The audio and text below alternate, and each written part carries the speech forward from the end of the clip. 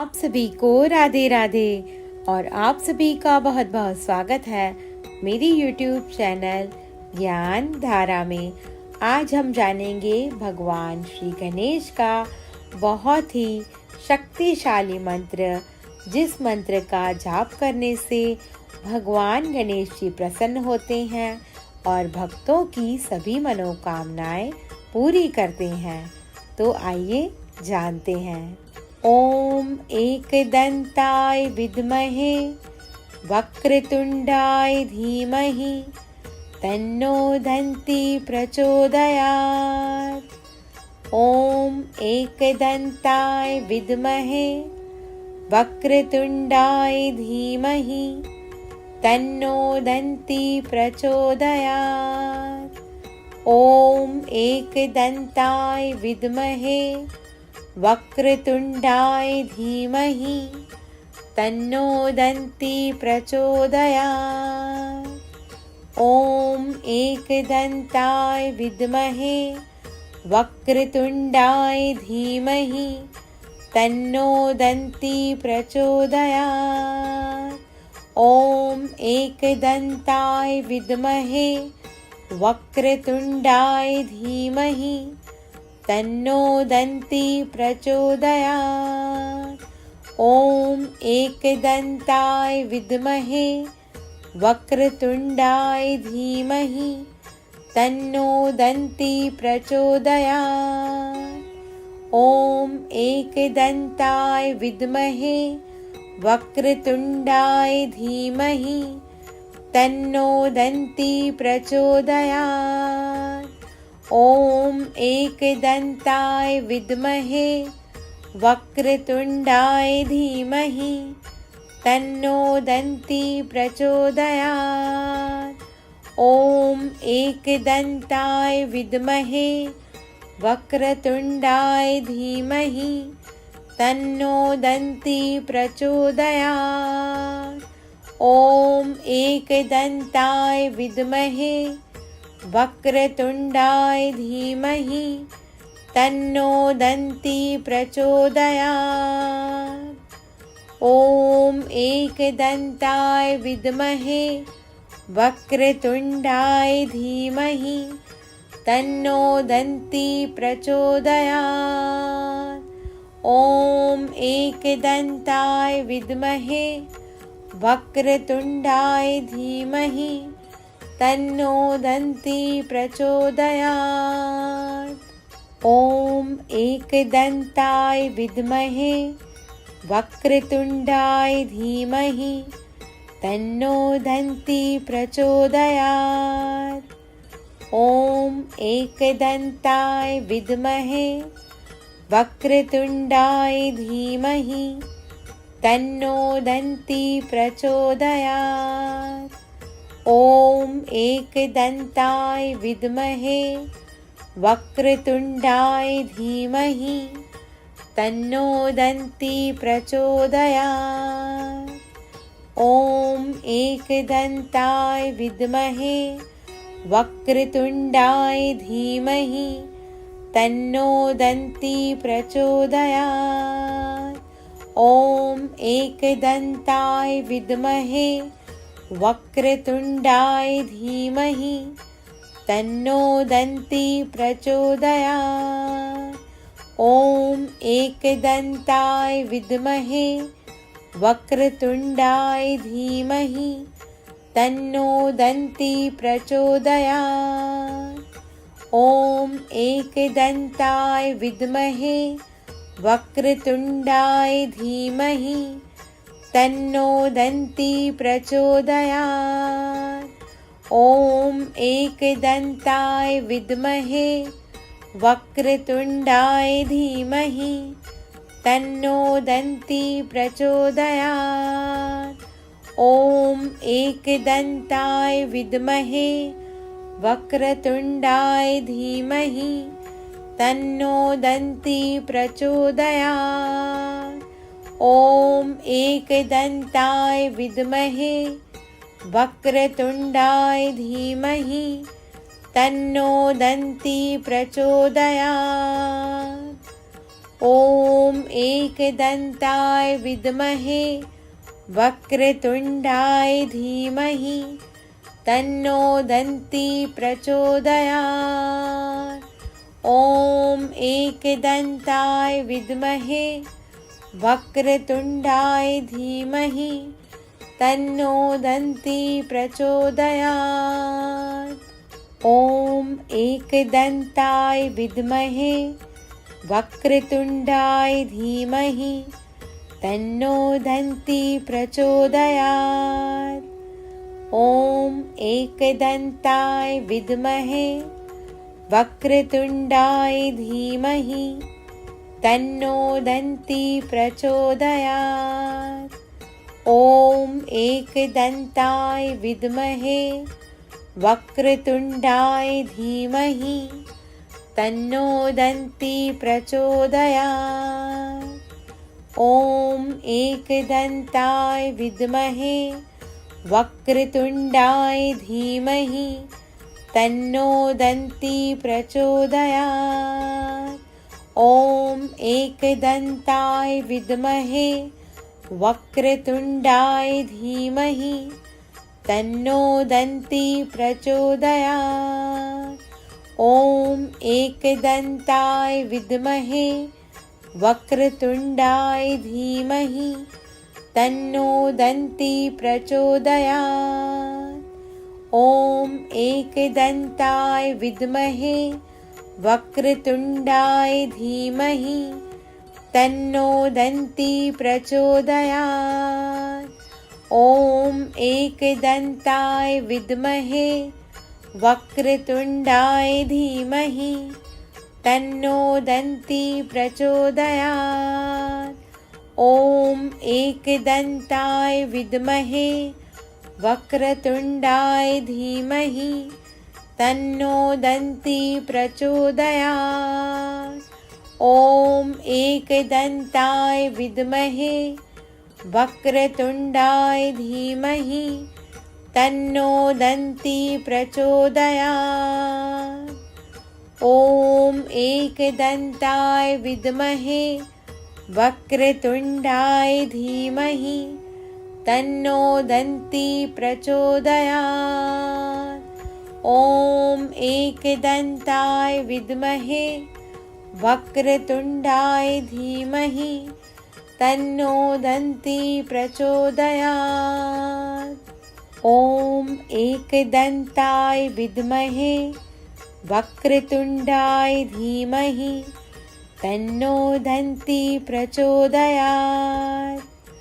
ॐ एकदन्ताय विद्महे वक्रतुण्डाय धीमहि तन्नो दन्ती प्रचोदयात्। ॐ एकदन्ताय विद्महे वक्रतुण्डाय धीमहि तन्नो दन्ती प्रचोदयात्। ॐ एकदन्ताय विद्महे वक्रतुण्डाय धीमहि तन्नो दन्ती प्रचोदयात्। ॐ एकदन्ताय विद्महे वक्रतुण्डाय धीमहि तन्नो दन्ती प्रचोदयात्। ॐ एकदन्ताय विद्महे वक्रतुण्डाय धीमहि तन्नो दन्ती प्रचोदयात्। ॐ एकदन्ताय विद्महे वक्रतुण्डाय धीमहि तन्नो दन्ती प्रचोदयात्। ॐ एकदन्ताय विद्महे वक्रतुण्डाय धीमहि तन्नो दन्ती प्रचोदयात्। ॐ एकदन्ताय विद्महे वक्रतुण्डाय धीमहि तन्नो दन्ती प्रचोदयात्। ॐ एकदन्ताय विद्महे वक्रतुण्डाय धीमहि तन्नो दन्ती प्रचोदयात्। ॐ एकदन्ताय विद्महे वक्रतुण्डाय धीमहि तन्नो दन्ती प्रचोदयात्। ॐ एकदन्ताय विद्महे वक्रतुण्डाय धीमहि तन्नो दन्ती प्रचोदयात्। ॐ एकदन्ताय विद्महे वक्रतुण्डाय धीमहि तन्नो दन्ती प्रचोदयात्। ॐ एकदन्ताय विद्महे वक्रतुण्डाय धीमहि तन्नो दन्ती प्रचोदयात्। ॐ एकदन्ताय विद्महे वक्रतुण्डाय धीमहि तन्नो दन्ती प्रचोदयात्। ॐ एकदन्ताय विद्महे वक्रतुण्डाय धीमहि तन्नो दन्ती प्रचोदयात्। ॐ एकदन्ताय विद्महे वक्रतुण्डाय धीमहि तन्नो दन्ती प्रचोदयात्। ॐ एकदन्ताय विद्महे वक्रतुण्डाय धीमहि तन्नो दन्ती प्रचोदयात्। ॐ एकदन्ताय विद्महे वक्रतुण्डाय धीमहि तन्नो दन्ती प्रचोदयात्। ॐ एकदन्ताय विद्महे वक्रतुण्डाय धीमहि तन्नो दन्ती प्रचोदयात्। ॐ एकदन्ताय विद्महे वक्रतुण्डाय धीमहि तन्नो दन्ती प्रचोदयात्। ॐ एकदन्ताय विद्महे वक्रतुण्डाय धीमहि तन्नो दन्ती प्रचोदयात्। ॐ एकदन्ताय विद्महे वक्रतुण्डाय धीमहि तन्नो दन्ती प्रचोदयात्। ॐ एकदन्ताय विद्महे वक्रतुण्डाय धीमहि तन्नो दन्ती प्रचोदयात्। ॐ एकदन्ताय विद्महे वक्रतुण्डाय धीमहि तन्नो दन्ती प्रचोदयात्।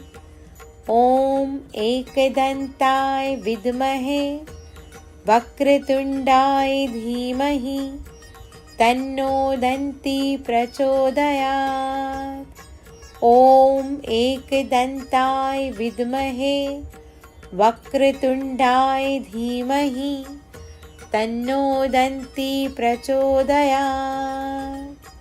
ॐ एकदन्ताय विद्महे वक्रतुण्डाय धीमहि तन्नो दन्ती प्रचोदयात्।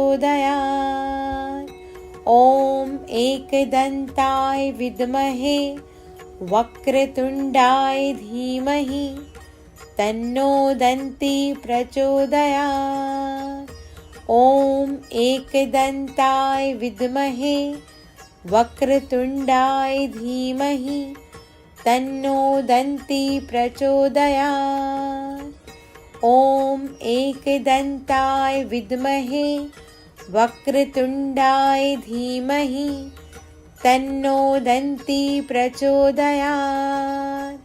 ॐ एकदन्ताय विद्महे वक्रतुण्डाय धीमहि तन्नो दन्ती प्रचोदयात्।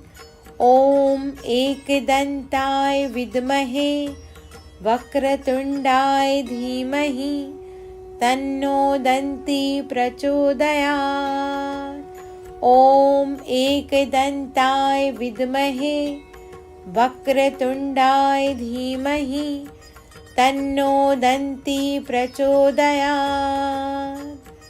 ॐ एकदन्ताय विद्महे वक्रतुण्डाय धीमहि तन्नो दन्ती प्रचोदयात्।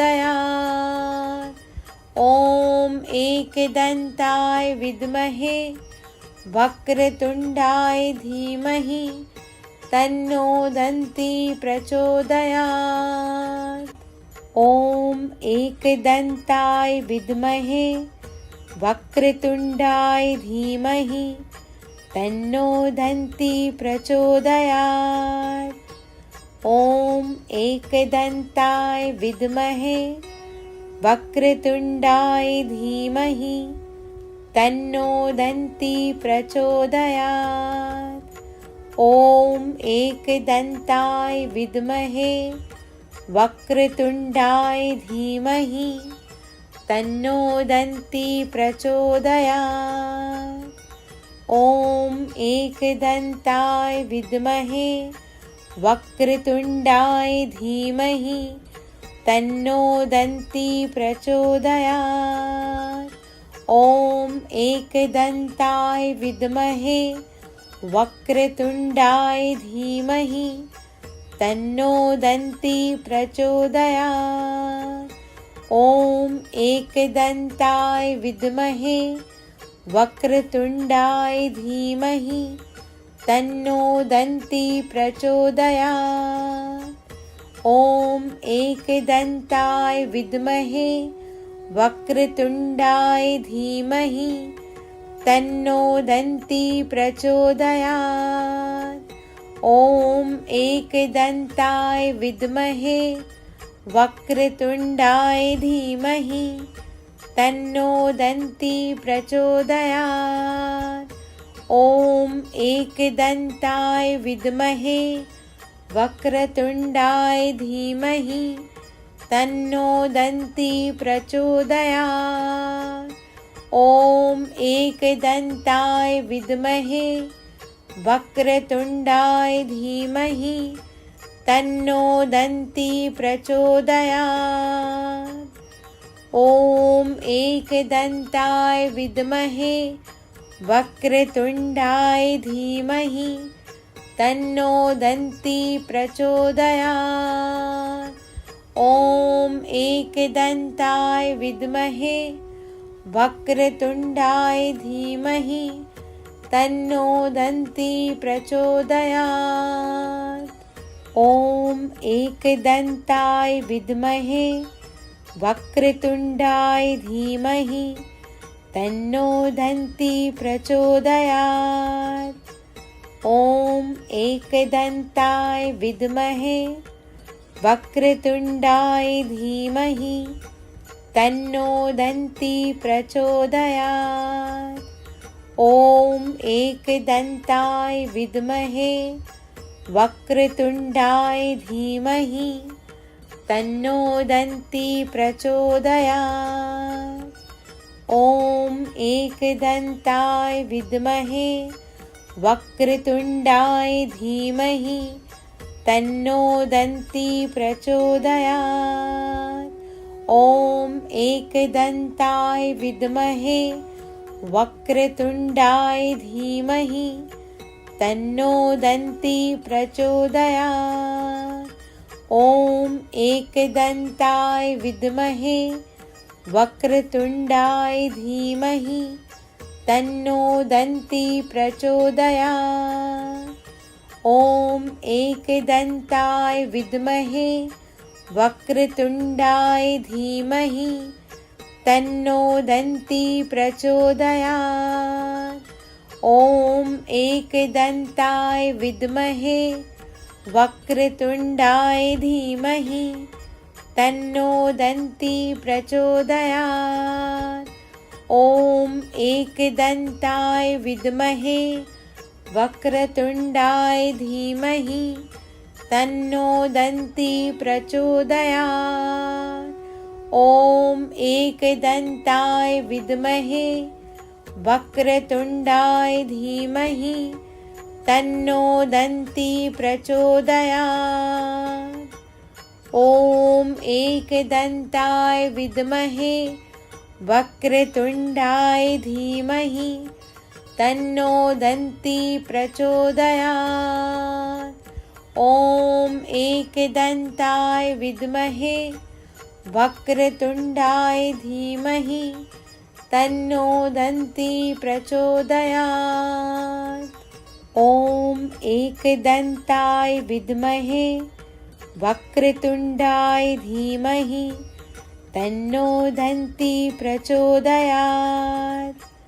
ॐ एकदन्ताय विद्महे वक्रतुण्डाय धीमहि तन्नो दन्ती प्रचोदयात्।